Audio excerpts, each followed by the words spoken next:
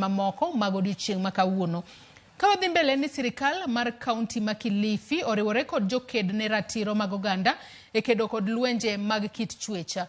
Kaluwore kod lipot mar Migago mar kit chweche kaunti no, 3 kuom ji 10 oseyudo midhiero mag lwenjego. Apisa maduong' mar Migago no, Agneta Karembo, koni lipode mathoth ma ichwalo negi oriwo jodongo ma inego kaachiel kod mon ma irocho ratichgi e udi. Giduto giyiere mar timo puonje e wi kedo kod lwenje mag kit chwech e kaunti no.